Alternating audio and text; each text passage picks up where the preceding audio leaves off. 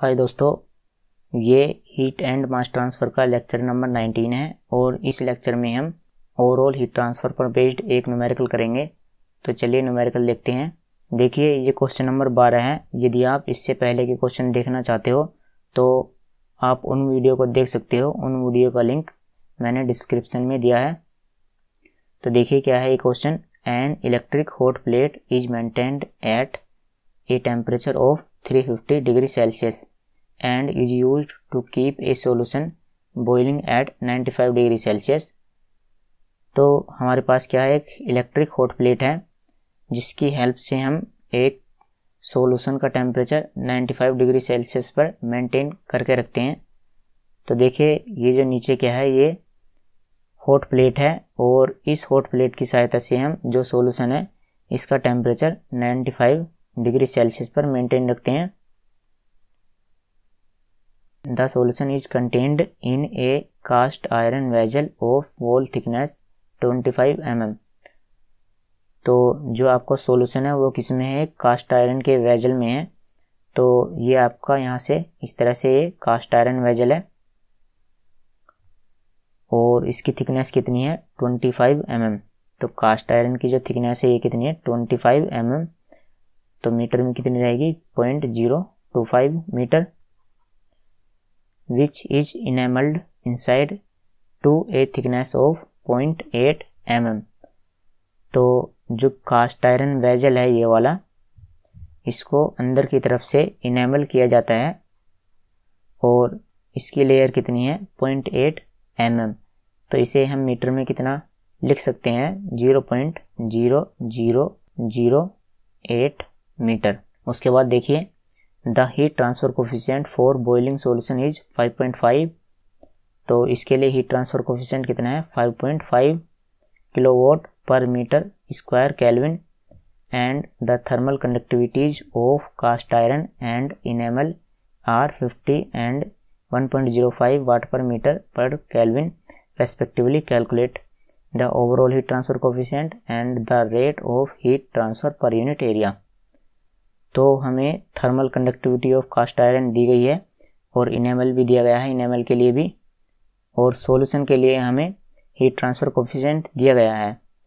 लेकिन जो ये हॉट प्लेट है इसके लिए हमें थर्मल कंडक्टिविटी नहीं दी गई है। तो हम कह सकते हैं कि यहाँ पर 3 लेयर हैं। एक तो पहले वाली कास्ट आयरन की, दूसरी इनेमल, और जो थर्ड लेयर है वो किसकी है, सॉल्यूशन की है। और जो कास्ट आयरन की इनसाइड सरफेस है यहाँ पर, इसका टेम्परेचर कितना है 350 डिग्री सेल्सियस, क्योंकि जो हॉट प्लेट का टेम्परेचर है वो कितना है 350 डिग्री सेल्सियस। तो जो भी गिवन डेटा है उसे हम यहाँ पर लिख लेते हैं। तो सबसे पहले हम ऐसे करते हैं कि टेम्परेचर ही लिख लेते हैं। तो ये क्या है आपका 350, ये आपका हीटर का टेम्परेचर है।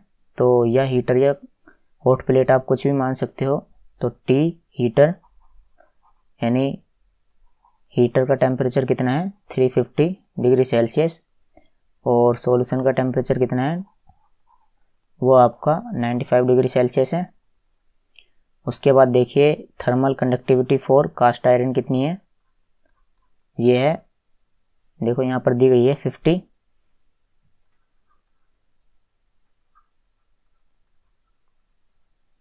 और थर्मल कंडक्टिविटी फॉर इनेमल देखिए कितनी है, इनेमल ये कितनी है 1.05 वोट पर मीटर पर kelvin. Heat transfer coefficient for solution कितना है, देखो ये है 5.5 किलोवाट पर मीटर स्क्वायर पर केल्विन। तो हीट ट्रांसफ़र कोफिशिएंट यानी H, और ये सॉल्यूशन ये कितना है 5.5 किलोवाट पर मीटर स्क्वायर पर केल्विन।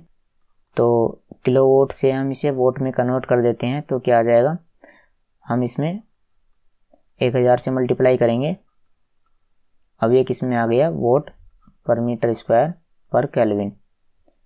तो ये क्या है, सॉल्यूशन का हीट ट्रांसफ़र कोफिशिएंट है। और अब हम क्या करते हैं कि इनकी लेंथ जो है उन्हें भी लिख लेते हैं। तो length of cast iron LCI और लेंथ ऑफ इनेमल तो ये कितना है 0.025 और ये कितना है 0.0008। उसके बाद देखिए हमें फर्स्ट पार्ट में क्या कैलकुलेट करना है, the overall heat transfer coefficient. तो इसे कैलकुलेट कर लेते हैं। तो इसके लिए हम क्या करते हैं कि फॉर्मूला लिख लेते हैं। सबसे पहले यहाँ पर क्या है, कास्ट आयरन, उसके बाद इनेमल और उसके बाद सॉल्यूशन।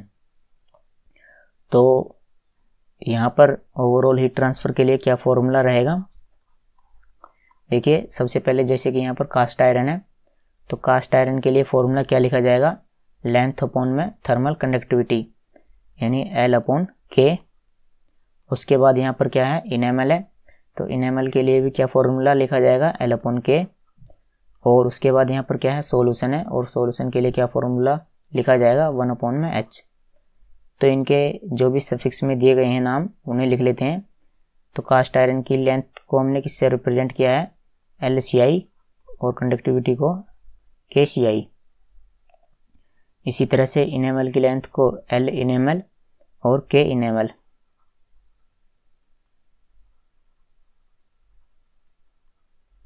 और जो आपका सॉल्यूशन है उसके लिए हीट ट्रांसफर कोएफिशिएंट किससे रिप्रेजेंट किया है, H सॉल्यूशन। अब देखिए यहाँ पर हम सभी की वैल्यू रख देते हैं। तो LCI कितना है हमारे पास, 0.025, और इसकी थर्मल कंडक्टिविटी कितनी है हमारे पास, ये कितनी है देखो 50।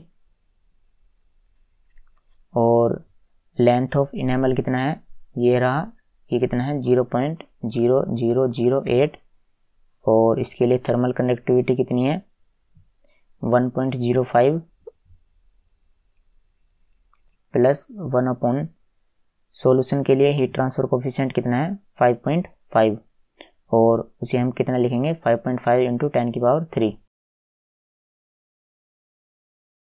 तो इसे सोल्व करेंगे तो यहाँ से U की वैल्यू आएगी 692.6 वोट पर मीटर स्क्वायर पर केल्विन। तो ये आपके हीट ट्रांसफर कोएफिशिएंट की वैल्यू आ गई। दूसरा देखिए इसमें क्या कैलकुलेट करना है, the rate of heat transfer पर यूनिट एरिया। तो रेट ऑफ हीट ट्रांसफर के लिए हम फॉर्मूला लिख देते हैं। तो क्या होता है, Q equal to U into temperature of, देखो यहाँ पर क्या क्या है आपका, एक तो टेम्परेचर है ये यानी हीटर टेम्परेचर, और दूसरा वाला सॉल्यूशन टेम्परेचर। तो यहाँ पर क्या आएगा, Q equal to U into temperature of heater minus temperature of solution. तो यहाँ पर सभी की वैल्यू रख देते हैं। U की वैल्यू कितनी है 692.6, और टेम्परेचर ऑफ हीटर कितना है 350, और टेम्परेचर ऑफ सॉल्यूशन कितना है 95।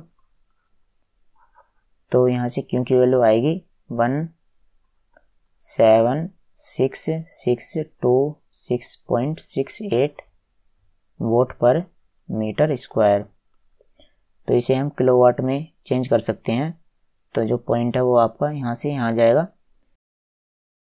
तो क्या वैल्यू आएगी इसकी 176.6 किलो वोट पर मीटर स्क्वायर। तो ये आपका रेट ऑफ हीट ट्रांसफर पर यूनिट एरिया के लिए है। तो चलिए आज की वीडियो में इतना ही। इससे अगली वाली वीडियो में और कुछ न्यूमेरिकल करेंगे।